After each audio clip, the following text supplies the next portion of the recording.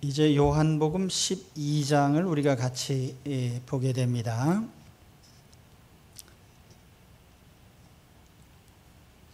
예수님이 33년 6개월 동안 이 땅에 계셨어요.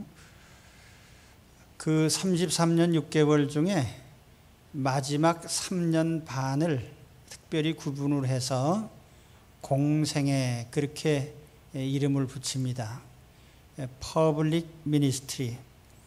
30년의 삶은 집에서 목수일을 하면서 가정일을 도왔다면 마지막 3년 반은 인류 구원 사업에 전적으로 헌신하신 기간입니다. 그래서 우리가 공생애 그렇게 부릅니다. 마태, 마가, 누가, 요한복음, 공이 예수 생애에 대한 기록은 대부분이 마지막 3년 반에 관한 기록이에요. 그리고 마지막 3년 반 중에서도 마지막 한 주간 기록이 가장 중요한 기록이고, 그래서 복음서를 기록한 저자들은 마지막 한 주간의 사건을 가장 비중 있게 기록을 했습니다. 요한복음에는 마지막 한 주간에 대한 기록이 바로 이 12장부터 나타나요. 전체가 21장인데 12장부터 마지막 한 주간에 관한 기록이기 때문에 대단히 의미가 있습니다. 그 마지막 한 주간이 시작되는 것은 한 사건을 기준으로 하는데, 그 사건이 뭐냐면 예수님이 나귀를 타시고 예루살렘 성으로 들어가시는 장면으로부터 마지막 한 주간이 시작되는 거예요. 그래서 성경을 읽다가 예수님 나귀 타시고 예루살렘으로 들어가셨다 그러면 마지막 한 주간이 시작되는구나, 그렇게 이해하면 됩니다. 이 마지막 주간 바로 전날 중요한 사건이 있었는데 바로 그것을 오늘 사도 요한이 기록하고 있어요. 이름 붙여서 마리아의 향유 사건입니다. 자, 1절로 가서 보면은 6월절 엿새 전에 예수께서 베다니에 이르시니, 이곳은 예수께서 죽은 자 가운데서 살리신 나사로가 있는 곳이라. 거기서 예수를 위하여 잔치할새 마르다는 일을 하고 나사로는 예수와 함께 앉은 자 중에 있더라. 베다니라고 하는 것, 예루살렘 가까운 베다니에서 잔치가 벌어졌어요. 이 잔치는 동네 잔치입니다. 잔치를 연 장소는 베다니 시몬의 집. 이 시몬이라는 사람은 나병 환자였다가 예수님께서 고쳐주신 사람이에요. 또 아시는 대로 나사로는 죽었다가 주님이 살려내신 사람이죠. 그래서 베다니 시몬의 집에서 이제 아마 음식은 주로 마르다가 장만을 한 것 같아요. 그래서 마르다가 음식 만드는 주방장이 되고 장소는 시몬이 제공을 하고, 그렇게 해서 그 베다니 마을에 잔치가 벌어진 것입니다. 그리고 여기 주빈의 자리에는 예수님이 앉으셨고 바로 예수님 옆자리에 나사로가 앉아 있습니다. 온 마을 사람들이 죽었다가 살아나는 그 나사로 사건을 보면서 나사로를 축하하고 또 주님을 높이는 취지에서 이 잔치를 연 것입니다. 자, 이것이 이제 오늘 이 마리아 향유 사건의 이제 배경이 되는 모습입니다. 그 다음 절에 가서 보면은 바로 이 잔치에서 중대한 하나의 사건이 벌어집니다. 3절에 보면 마리아는 지극히 비싼 향유 곧 순전한 나드 한 근을 가져다가 예수의 발에 붓고 자기 머리털로 그의 발을 닦으니 향유 냄새가 집에 가득하더라. 바로 이 사건은 사복음서가 다 기록하고 있어요. 굉장히 중요한 사건이죠. 자, 우선 마리아가 예수님에게 향유를 붓고 머리로 이렇게 닦은 그런 일인데, 그 향유를 부었다는 것이 무슨 일인가? 우리가 고대에 이 이스라엘 사람들의 관습을 좀 이해를 해야 되는데, 이 중동 사람들은 귀한 손님이 오면은 상을 베풀고 상좌에 앉힌 후에 머리에 기름을 발랐어요. 향유를 발랐습니다. 마태복음 시편 23편에 보면은 주께서 내 머리에 기름을 바르셨으니 내 잔이 넘치나이다, 그런 표현이 있어요. 내게 상을 베풀어 주시고 내 머리에 기름을 바르셨습니다, 그렇게 표현해요. 누가복음 7장 46절에도 예수님이 손님으로 가셔서 있을 때에 그 머리에 기름을 발랐어요. 이것은 당시 그 중동 사람들이 귀한 손님이 오면은 발을 씻고 이제 자리에 앉아서 음식을 먹을 때에 머리에 기름을 발라서 특별히 존귀히 여긴다는 표시를 한 겁니다. 아, 참 귀한 손님이 오셨습니다. 머리에 기름을 발라주는 거죠. 이건 뭐 일상적으로 있는 일이니까 이상할 것이 없는데, 오늘 여기에 이것이 상식에 벗어났다, 이렇게 생각할 수 있는 일이 몇 가지 있습니다. 우선 첫째로 이 드린 향유가 너무 비싼 거예요. 뭐 잔치집에 귀한 손님에게 향유를 바르는 것은 할 수 있는 일인데 너무 비싸단 말이에요. 이게 나드라는 향입니다. 나드. 요즘에도 이런 나드 향이 있는지 잘 모르겠는데, 이게 인도산 식물에서 짜낸 비싼 향수입니다. 여기에 불순물이 첨가되어 있지 않은 아주 순수한 나드이기 때문에 이게 한 근이면은 굉장히 비싼 값이에요. 한 근. 이게 327g이라고 그래요. 리트라라고 하는 단위인데, 돈으로 환산하면 300데나리온이에요. 이 데나리온을 우리가 화폐 가치를 잘 모르면 무조건 노동자 하루 품삯으로 계산하면 됩니다. 그래서 우리 한국에서 보통 노동자들이 하루에 뭐 평균 잡아서 5만 원 받는다 그러면은 30일 일을 하면은 355 150만 원. 그런데 그것이 300일분이에요. 그러면 5만 원을 300배 하면 어떻게 돼? 1,500만 원인가요? 1,500만 원. 혹시 15만 원짜리를 이렇게 발랐다면 이해가 가는데 1,500만 원을 짊었단 말이에요, 머리다가.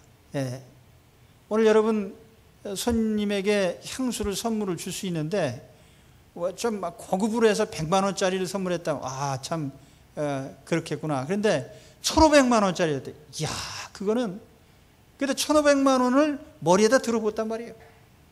그러니까 이게 일반 상식에는 좀 이해가 안 간단 말이죠.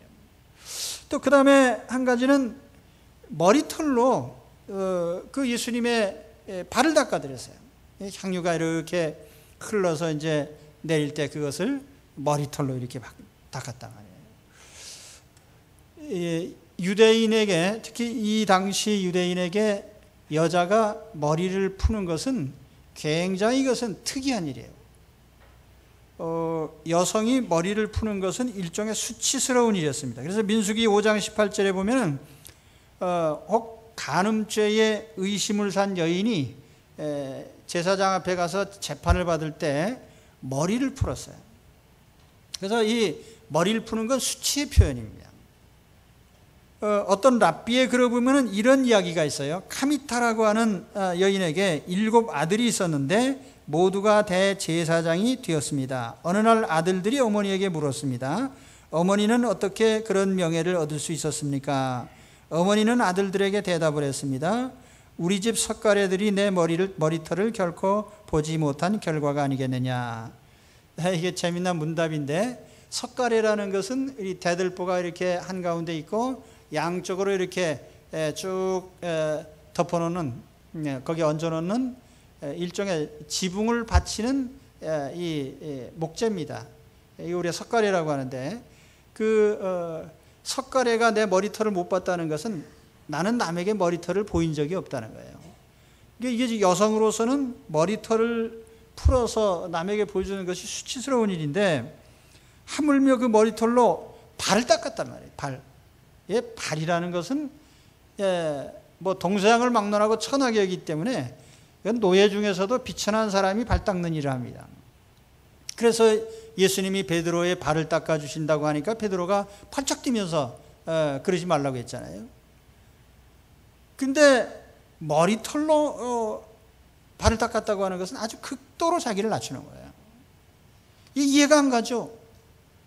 그렇게 비싼 향유를 붓고 여성으로서 가장 아껴야 될 머리털을 풀어서 예수님의 발을 닦다니, 이게 이런 정신 나가는 행동이 어딨냐 말이에요.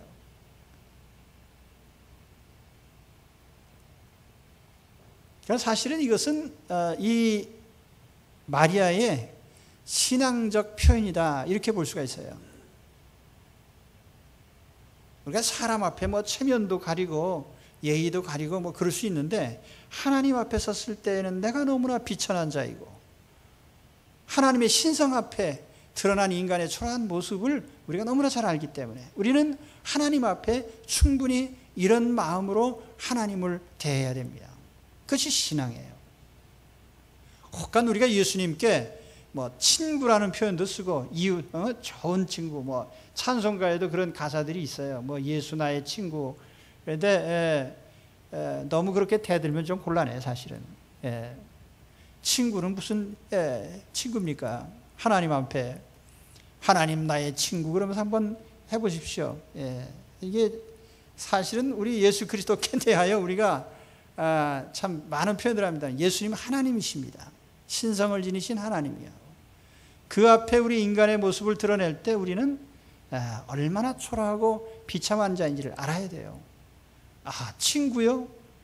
어떻게 예수님을 친구라고 부를 수 있겠습니까? 하나님의 신성 앞에 이 마리아가 그런 심정으로 예수님께 표현을 한 것이겠죠. 신앙의 표현입니다. 오늘 여러분, 우리가 예수님을 신앙의 대상으로 삼고 주님을 모실 때에 우리는 마리아와 같은 자세로 주님을 모셔야 됩니다. 자, 그럼 다음으로 가서 봅시다. 마리아가 이렇게 향유를 들어봤을 때 다른 제자들은 이상하긴 하지만 가만히 있었어요. 참 이상하다. 근데 괜히 한마디 했다가 또 바가지 쓸 수 있으니까 가만히 있었어요. 근데 이때에 가룟 유다가 또 한마디를 했어요. 가룟 유다. 자, 4절 5절에 봅시다. 제자 중 하나로서 예수를 잡아줄 가룟 유다가 말하되. 요한복음 누가 기록했죠? 요한복음 누가 기록했어요? 요한이 기록했으니까 요한복음 아니에요. 요한이 이 장면을 보면서 해석적으로 이 말을 한 겁니다. 제자 중 하나로서, 가룟 유다를 지금 지칭하는 거예요. 제자 중 하나. 그 다음에는 예수를 잡아줄, 이 말을 또 붙인 거예요. 저 예수 팔아먹은 가룟 유다란 놈이 말하여 가로되, 뭐 이런 뜻이죠. 그래서 이제 가룟 유다가 이 향유를 어찌하여 300데나리온에 팔아 가난한 자들에게 주지 아니하였느냐 하고 평가를 했단 말이에요. 이 마리아의 행동에 대해서 가룟 유다가 이런 비판을 한 겁니다.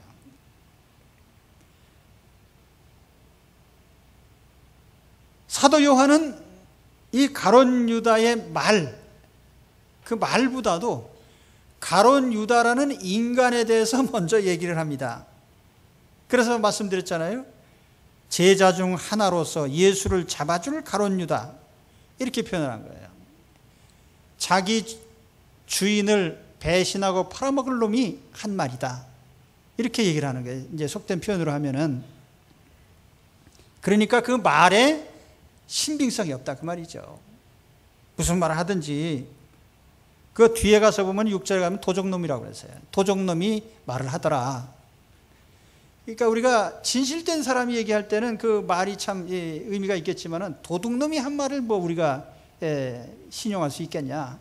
사도 요한이 그런 관점에서 보는 거예요. 도둑놈이 이 말을 하더라. 그 도둑놈이 무슨 말을 했어요? 이 향유를 어찌하여 300데나리온에 팔아 가난한 자들에게 주지 아니하느냐. 이 300데나리온이면은 1000만 원 넘는 돈인데 그걸 팔아서 가난한 자 구제를 해야지 왜 그걸 갖다가 예수의 머리에 들어부어서 그렇게 허비를 하느냐?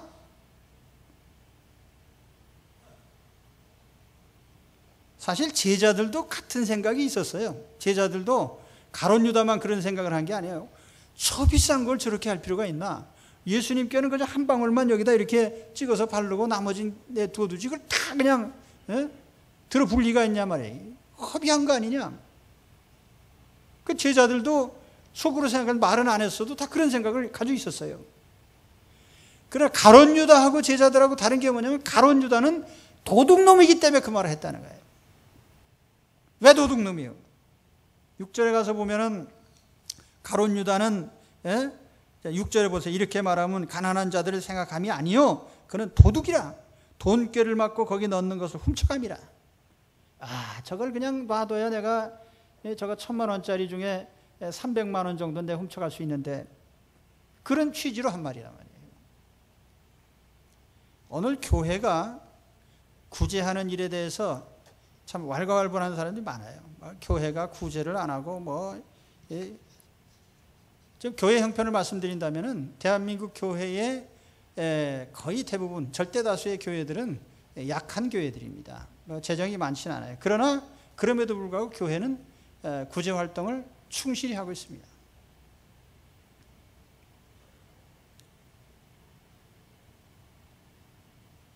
우리 총회에서 이제 미자립 교회들을 지원하기 위한 계획을 세우고 진행을 하고 있습니다. 우리 노회에서도 미자립 교회들이 한 100개 넘는 교회 중에 뭐 10,000명 넘어가는 교회도 몇 개 있지만은 그러나 또 자립하지 못하는 교회도 한 30여 개 있습니다. 교회들이 그 목회자들에게 최저 생계비를 140만 원을 지급을 못하는 교회들이 여럿이 있단 말이에요. 그래서 이제 큰 교회들이 감당을 해서 이걸 잘 책임을 지자 해서 이제 진행 중에 있습니다. 그러나 그런 연약한 교회들도 사실은 목회자 생계비를 다 대지 못하면서도 구제 활동을 하고 있어요.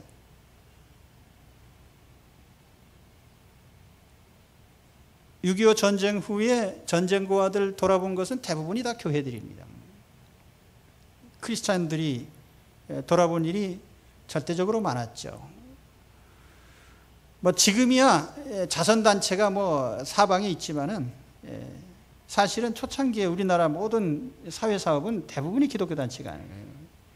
그래서 양로원, 고아원, 무슨 지금도 그래요. 불황아를 돌아보고 또는 개안 수술을 하고 장기 기증 사업 이것도 기독교인들이 거의 중추적인 역할을 하고 있습니다. 미혼모 사업, 교도소 교화 사업, 최초의 미정 교도소도 우리 기독교에서 지금 감당하고 있습니다. 사실은 우리 사회가 우리 초창기 우리 교육도 그래요. 우리나라는 다른 나라보다 사립학교가 많습니다. 그리고 그 사립학교를 세운 재단들은 거의 다 기독교 재단들이에요. 그래서 교회가 굉장히 많은 대사회적인 일을 중추적으로 해왔단 말이에요. 교육에서 의료에서 여러 구휼 사업까지 폭넓은 많은 일들을 해왔어요. 그럼에도 불구하고 교회를 향해서 항상 왜 니들 구제 안 하느냐라고 말하는 사람들은 대부분 다 땡전 한 푼도 안 내는 사람들이 그런 말을 많이 한단 말이에요. 우리 교인들 중에도 마찬가지예요. 우리가 그런 말을 하려면은 가룟 유다처럼 헌금 훔쳐가면서 그런 말 하면 안 되는 거예요. 남의 돈 훔쳐가면서요. 내 돈을 내놓으면서 그 말을 해야 돼. 그러면 약간은 이해가 갑니다. 내 돈을 내놓지 않고 그런 비판을 하면 안 된다는 말이에요.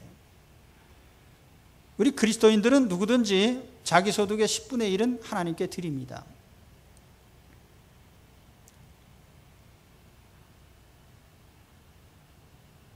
자, 다시 가룟 유다에 대해서 우리가 생각해 보면 그렇습니다. 이 사도 요한이 볼 때, 가룟 유다가, 1,000만 원어치 향유를 왜 예수님께 부었는가? 그 붓지 말고 가난한 사람들 도와주면 되지 않겠나라고 말했지만, 그거는 가룟 유다의 배금주의적인 가치체계 때문에 그 말을 했다는 거예요. 여러분, 우리가 인생을 더럽히는 가장 중심적인 사상이면 배금 사상입니다. 돈 중심. 돈으로 모든 걸 평가하고 돈으로 모든 것을 하려고 하는 이런 자세가 우리에게 있습니다. 가룟 유다는 배금주의자예요. 그래서 배금당 당수입니다. 배금당 당수. 성경에는 없는 말이니까. 하여튼 배금주의 사상의 중심 인물이 가룟 유다였다. 예수님 팔아먹은 그 이면에도 그런 게 있어요. 그런 이유가. 예수가 만일 그 리더십을 가지고 그 능력을 가지고 귀신을 쫓아내고 병자를 고치고 하는 이 놀라운 능력, 대중을 먹일 수 있고 그 능력을 가지고 유대 사회의 지도자가 된다면 당장이라도 유대는 힘을 얻을 것이고 로마 군대가 쫓겨갈 것이고 그러면은 예수님이 대통령이 되신 후에 그 곁에서 재무장관을 하면은 지금 수입이 12명의 재무니까 수입이 적어서 그렇지 한 국가의 자기가 재무장관이 되면 얼마나 많이 도둑질할 수가 있겠어요. 이제 그런 생각을 한 거예요. 배금주의적인 가치관을 가진 사람의 발언이다. 그러니까 신뢰할 것이 못 된다. 아무튼 가룟 유다의 이 발언에 대해서 사도 요한이 이것을 주의 깊게 듣고 기록했던 것은 이러한 가치관이 오늘 모든 사회의 지배적인 사상이거든요. 가룟 유다뿐 아니라 우리가 가룟 유다 예수 팔아먹은 배신자 그렇게 알고 있지만은 우리 모두가 다 배금 사상을 갖고 있단 말이에요. 배신자. 돈을 사랑하면 일만 악의 뿌리라고 했는데 바로 그것이 현대 사회를 움직이는 가치관 아니에요. 우리 사회 중심 가치관이 돈이 모든 걸 지배하잖아요. 그래서 가룟 유다를 통해서 이걸 우리에게 보여주고 있는 거예요. 그러나 가룟 유다가 어떻게 말했든지 간에 중요한 것은 이 마리아의 행위를 예수님은 어떻게 평가했을까? 이게 더 중요하잖아요. 그래서 이제 그 뒤에 가서 보면 예수님이 하신 언급이 나옵니다. 7절에 가서 보면은 예수께서 이르시되 그를 가만두어 나의 장례할 날을 위하여 그것을 간직하게 하라. 가난한 자들은 항상 너희와 함께 있거니와 나는 항상 있지 아니하리라. 아주 중요한 여기 몇 마디 말씀이 있습니다. 굉장히 중요한 우리 그리스도인들이 가져야 될 가치관에 대해서 언급을 하고 있어요.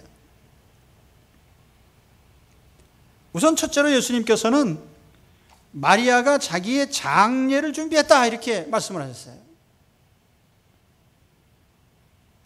이 사건이 있은 지 한 주일 후에 예수님이 돌아가셨습니다. 십자가에서 죽으셨어요. 그러니까 예수님은 지금 예루살렘에 죽으러 오신 겁니다. 예수님이 죽으러 오신 걸 아는 사람 아무도 없어요. 수제자 베드로나 사도 요한이나 야고보나 아무도 모르고 12제자 아무도 모르고 가룟 유다도 모르고 마리아조차도 예수님이 죽으러 오신 것은 알지 못했단 말이에요. 그러나 그 마리아의 신앙과 마음가짐을 하나님이 쓰셔서 예수님의 장례를 준비하게 하신 것입니다. 오늘 나의 작은 섬김 하나가 하나님께서 의미 있는 큰 일을 하시는데 굉장히 중요한 일이 될 수가 있습니다. 내가 비록 알지 못하고 한 행위라도요, 내 진심에서 주님을 섬기는 마음으로 어떤 행위를 했다면 하나님은 그것을 의미 있게 중요하게 쓰십니다.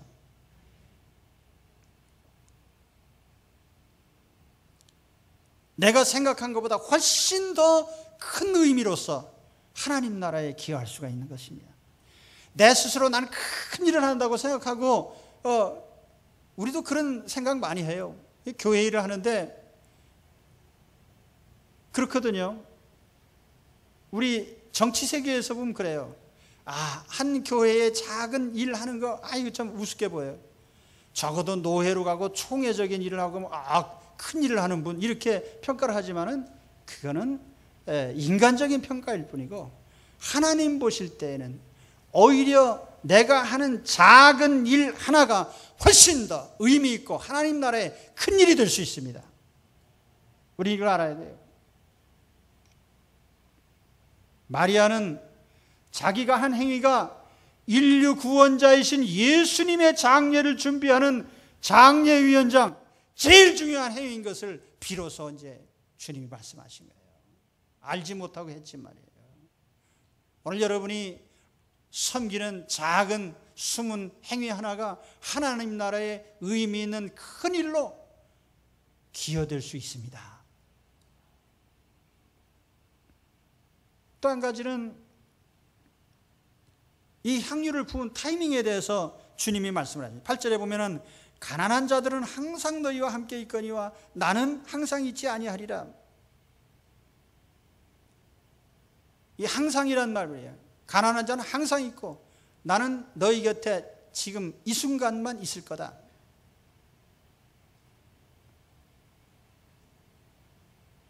가난한 자가 항상 너희 곁에 있다라고 하는 게 이게 의미 있는 말이에요. 사람들은 이 가난한 자의 문제에 대해서 굉장히 뿌리 깊은 문제의식을 가지고 있어요. 가난한 사람은 어떻게 하면 좋으냐.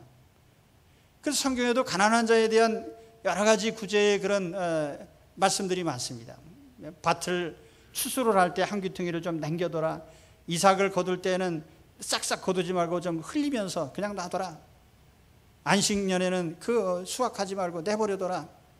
가난한 사람들과 짐승들도 먹어야 되지 않겠냐. 그건 우리 모든 사람들이 공통적으로 누구나 다 실행해야 될 하나의 공동의 책임이에요.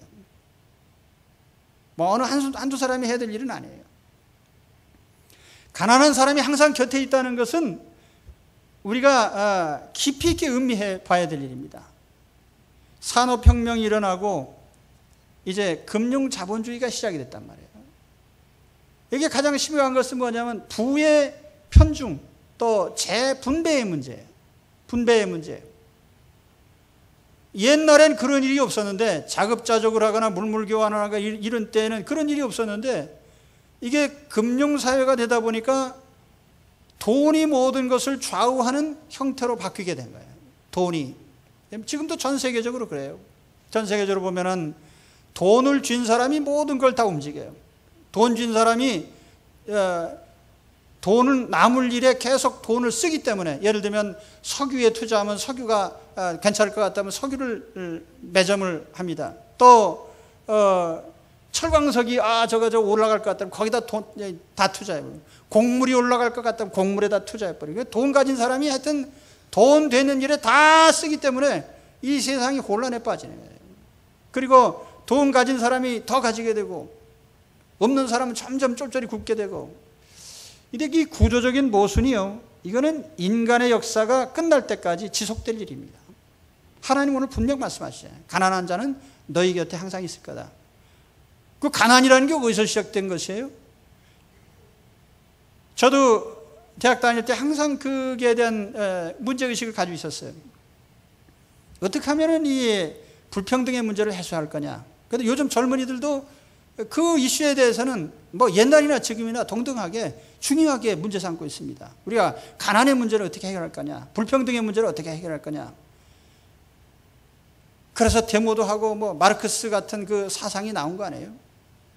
근데 마르크스가 자기 사상을 실현한 것이 공산혁명인데 50년 동안 실습해 보니까 다 거지되는 것으로 망했어요. 그 왜 이렇게 됐나? 가장 중요한 건 뭐냐면 사람의 마음속에 도둑놈이 들어있다는 거예요. 가룟 유다 같은 도둑놈이 오늘 여기 앉아 계신 여러분 마음속에 다 들어있어요. 그러니까 아무리 제도를 바꾸고 시스템을 바꾸고 뭐를 바꿔도 도둑놈이 하는 한은 도둑질이 항상 있는 거예요. 그 인간 사회의 근본적인 모순이란 말이에요. 그래서 우리가 가장 쓸데없는 기도를 하지 말아야 됩니다. 우리 정년 교회 성도님들은 이런 기도는 해도 소용없고 해도 되긴 하지만은 전혀 쓸데없는 기도가 뭐냐면 인류 평화를 주옵소서, 이 땅에 전쟁이 없게 해주옵소서, 모든 사람이 골고루 다 잘 먹고 잘 살게 해주옵소서. 해도 소용은 없어요. 할 수는 있어요. 왜냐하면 인간 사회가 이렇게 불평등하고 사람들의 불행이 있고 전쟁이 있고 기근이 있고 이게 다 뭡니까? 인간의 죄 때문에 하나님께서 인류 전체에게 내리신 하나님의 징계예요. 형벌입니다. 요즘에 보면은 힐링이라는 게 또 아주 유행이에요. 힐링. 그것도 또 한국말로 치유 그렇게 하면 또 좋을 텐데 영어로 꼭 그냥 힐링 캠프. 예, 영어로 하면 조금 낫습니까?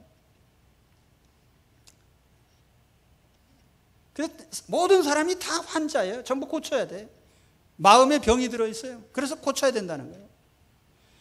여러분, 우리 예수 믿는 사람으로서 제가 아주 확실하고 한 가지 중요한 여러분의 영혼을 치유하고 정신을 치료하는 만병통치약을 하나 드리겠습니다. 그게 뭐냐면은 내가 하나님 앞에서 내 죄를 회개하면 모든 것이 해결되게 되어 있어요. 이걸 뒤집어 얘기하면은 모든 문제는 내 자신이 갖고 있다 그 말이에요. 내 안에 탐욕, 내 안에 죄악성, 요것만 해결하면 만사가 해결해요. 자, 물론 우리가 일리가 있는 일들이 많아요. 여러분 보세요. 세상 사기꾼 많잖아요. 그러면 사기꾼 많은 건 어쩔 수 없는 일이고, 돈 뜯긴 사람이 병납니까? 돈 뜯어간 놈이 병납니까?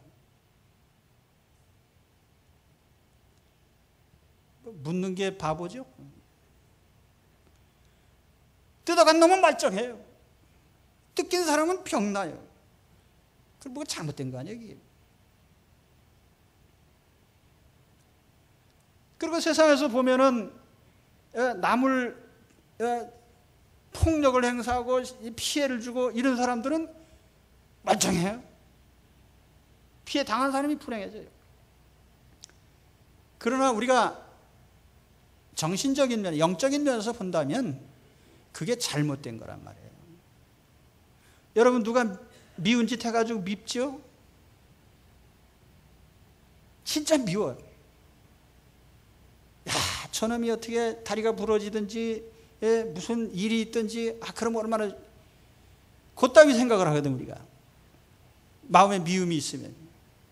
그 미움 때문에, 자, 여러분 다른 사람이 한 말 때문에 마음에 상처받았어요? 그 말 한 사람은 멀쩡해. 그래도 말 한 마디 듣고서 병났단 말이에요. 그럼 누가 멍청한 거예요? 듣고 병난 사람이 멍청한 거죠. 그래서 사실은 따지고 보면 이건 뭘 말하느냐면은 오늘 우리의 영혼과 우리의 마음이 모든 것의 근원이 된다 그 말이에요. 원인이 된다는 말이에요.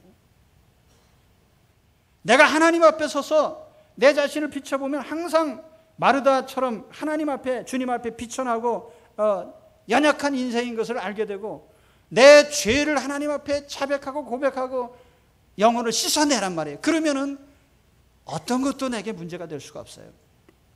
영적 치유가 일어나는 겁니다. 진짜 치유는요, 옛날에 무슨 한 일 끄집어내가지고 하는 그게 치유가 아니에요. 하나님 앞에 죄를 회개하고 영혼이 깨끗함을 입을 때 진정한 치유가 일어나는 거예요. 오늘 여러분 마음에 병이 있으신 분 계십니까? 뭐 소화불량에 걸리고 뭐 이 마음 아프고 무슨 일이 있어요? 미움이 있어요? 내 마음의 죄를 회개하고 하나님 앞에 성결함을 입으시기를 바랍니다. 그럼 다 해결되는 거예요. 뭐 힐링 캠프 갈 필요도 없어요. 우리 주 예수 그리스도 안에 여러분 주 예수님으로 말미암아 깨끗한 치유가 임하시기를 축원합니다. 내 죄를, 내가 죄인이야. 미워하는 것도 죄야 그게. 그래서 우리가 미움의 죄, 또 뭐 오해를 하는 것도 따지고 보면 오해하는 것도 죄야 그게. 그래서 다 마음에 있는 그 죄들을 뿌리 뽑아버리면 아무 문제가 없어요. 그래서 지금 무슨 얘기죠? 네, 향유를 부은 타이밍에 대해서 말씀드린 거예요. 가난한 자는 너희 곁에 항상 있다. 그 얘기 하다 했죠? 예. 그래서 이 세상의 가난의 문제를 내가 해결하려고 하면 안 되는 거예요. 이거는 하나님이 인류에게 내리신 징계이기 때문에 인류의 죄악성의 문제를 해결하면 해결될 문제입니다. 원천적으로 이 문제는 인류 종말까지 계속될 문제이기 때문에 우리가 그 문제를 우리가 해결하려고 하면 안 된단 말이에요. 인류 사회의 불평등을 하나님이 해소하실 것입니다. 자, 그러면 반대로 이제 예수님을 섬기는 신앙의 문제로 돌아와서 봅시다. 바로 이 순간에 예수님은 이제 제자들과 마지막 한 주간을 보내고 계시는데 예수님과 함께할 기회가 길지 않고 또 이제 예수님을 섬길 무슨 기회도 이제는 없어요. 마지막 기회입니다. 우리 인생에 하나님께 헌신할 기회도 그래요. 제가 20대 후반에 신학교에 가가지고 목회에 헌신을 했는데 내가 그때 헌신하지 않았더라면 그 후일에 언젠가 또 할 수도 있겠죠. 그러나 중요한 것은 하나님께서 부르시는 그 순간에 내가 헌신하는 것이 가장 하나님의 일을 유효하게 참 은혜롭게 감당할 수 있는 기회인 것입니다. 인생도 하나님 쓰시려고 할 때 드려야 됩니다. 다 늙어 빠진 다음에 드리면 소용없어요. 그래서 제사장도 그렇잖아요. 구약시대 25세 내지 30세에 시작했고 50세면 정년퇴직이에요. 그게 구약의 제사장 정년입니다. 근데 51세에 시작을 한다. 그러면 하나님 편에서 볼 때는 이거 별로 그저 그런 거죠.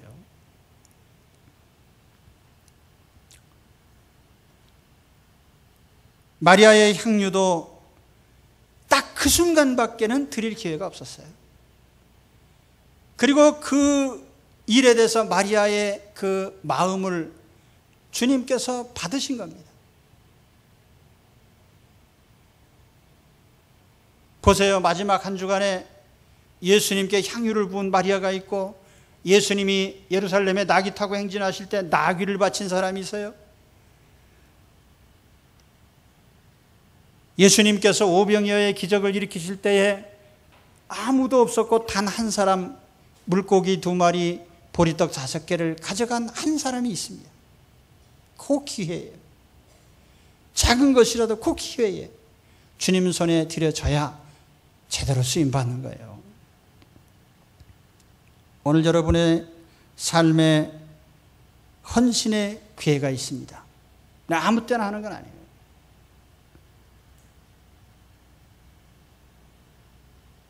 그건 좀 이따 다시 결론부에 가서 다시 말씀드리겠습니다. 또 한 가지 예수님 이 사건에서 주님이 교훈하신 중요한 이슈가 하나 있습니다. 신앙과 구제가 어떤 게 먼저냐는 거예요. 주님을 향한 것이 먼저냐 아니면 대사회적인 것이 먼저냐. 교회적인 중요한 이슈입니다. 교회가 주님 섬기는 순수한 그 예배적인 행위가 또 이것이 먼저냐 대사회적인 이 일을 감당하는 것이 먼저냐. 이 질문은 할 필요가 없어요. 성경은 계명에서부터 그 명백히 구별하고 있습니다. 그래서 10계명에도 보면 제1, 2, 3, 4계명이 뭐예요? 하나님을 섬기는 계명이에요. 하나님 앞에 다른 신을 두지 마라. 그렇죠? 우상 숭배하지 마라. 하나님 이름을 망령되이 일컫지 마라. 안식일을 구별하여 거룩히 지켜라. 하나님께 향한 계명이 1, 2, 3, 4입니다. 5, 6, 7, 8, 90은 대인관계에 대한 거예요. 그렇죠?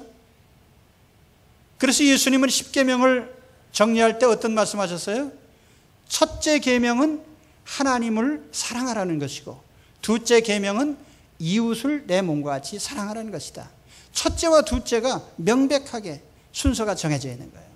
교회가 존재하는 목적의 첫째는 뭐냐면은 교회는 예배 공동체입니다. 여러분 교회가 왜 존재하는지를 아셔야 돼요. 교회는 하나님을 경배하는 것이 교회의 제1의 목표입니다. 교회는 예배 공동체예요. 복음 전파의 공동체예요. 그리고 나서 하나님 예배하고 복음을 전파하고 또 성도의 교제를 나누고 그리고 우리가 대사회적인 봉사활동을 하는 거예요. 이건 순서가 명백히 정해져 있는 거예요. 그런데 오늘날에도 어떤 사람들 보면은 이웃을 섬기는 게 하나님 섬기는 거다라는 이 논리로 우리 하나님께 대한 그 의무를 제대로 안 하는 경우가 있습니다. 그래서 신앙을 인간적 차원으로 끌어내리는 경우가 있는데 그거는 명백히 다른 거예요.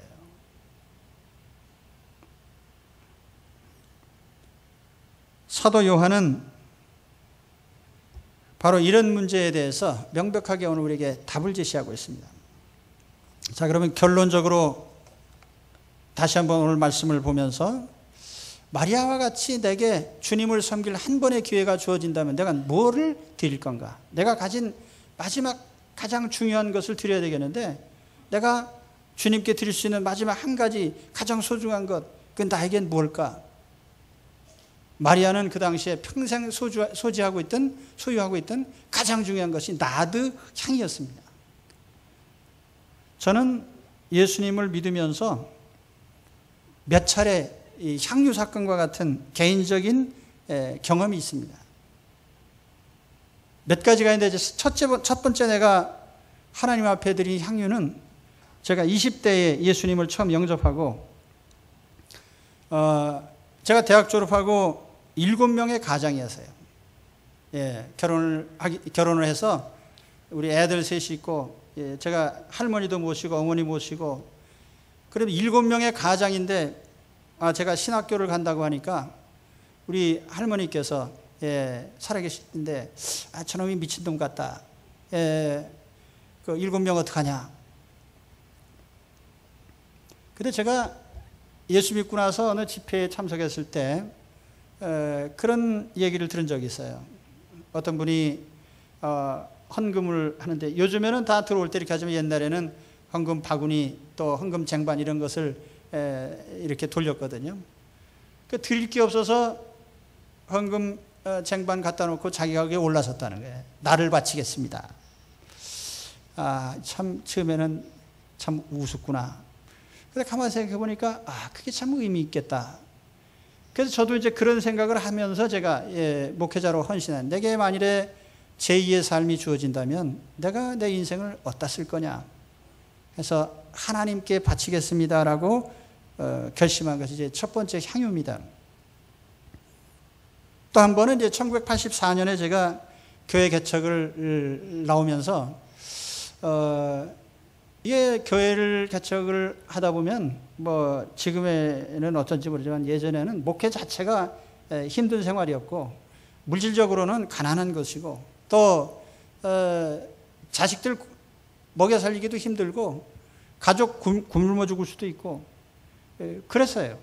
뭐 그랬습니다. 저도 아는 친구 교회에서 부교육자로 있을 때 나오는 그 성미라는 게 있었어요. 옛날에 친구의 성미를 얻어다 먹었어요. 그런데 내가 만일 목회를 하면서 개척하면서 우리 가족이 다 굶으면 어떡하나. 애들 학교도 못 보내고. 그래서 마음에 가만히 생각해 보니까 다 굶어 죽어도 할 수 없이. 그래서 마음속에 내가 헌신하면서 가족을 순교시켰습니다.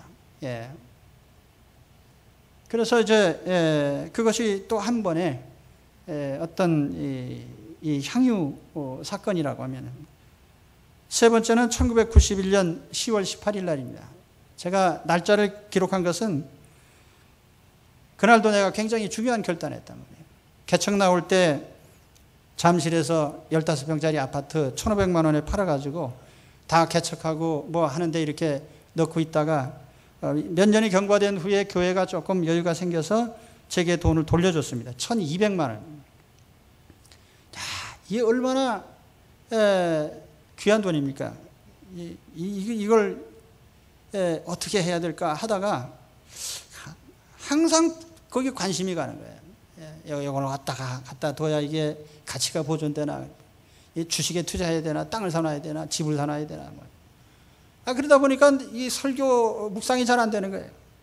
그래서 제가 하나님 앞에 가족들을 불러다 놓고서 이게 내가 마음에 이게 이런 거리낌이 있는데 하나님께 드려야 되겠다. 그래서 가족의 동의하에 다 드렸습니다. 1991년 10월 18일 날이에요. 저는 제가 하나님 앞에 어떤 결심을 하고 이런 향유와 같은 이런 것들을 했을 때에 그 이후에 일어난 일들에 대해서는 제가 말씀드릴 수 없어요. 그거는 뭐 수없이 많은 은혜를 제가 입었기 때문에 일일이 다 말씀드릴 수가 없고. 그러나 제가 어떤 이런 주님께서 결단을 요구하실 때 지금이 타이밍이야 라고 했을 때 그때 내가 할 수 있겠느냐는 거예요. 다른 때는 필요가 없어요. 주님이 필요할 때 우리가 드릴 뿐입니다. 뭐 세상에 돈이 얼마나 널려 있어요. 돈 가진 사람 얼마나 많아요. 굳이 내 거를 안 쓰셔도 돼요. 근데 하나님께서 그 시간에 필요로 하신다면요. 그렇죠? 여러분 댁에 가진 향유가 뭡니까? 내가 아껴서 이건 정말 내가 수십 년 간직한 건데, 깨트릴 수 없는 건데, 우리 주님 앞에 이런 마리아의 향유와 같은 드림이 있기를 바랍니다. 그것이 우리 주님 앞에 가장 영광된 것이고요. 그로 말미암아 하나님의 나라가 세워지고 하나님의 일이 이루어져 갈 것이며, 저는 이런 마리아 같은 체험이 여기 앉아 계신 모든 분들이 한 사람 한 사람 다 이런 경험이 있으시기를 간절히 축원합니다. 예. 예, 아멘을 함부로 했다가 또 무슨 일이 일어날까 하셔서 마리아의 향유와 같은 일이 여러분에게 있기를 축원합니다.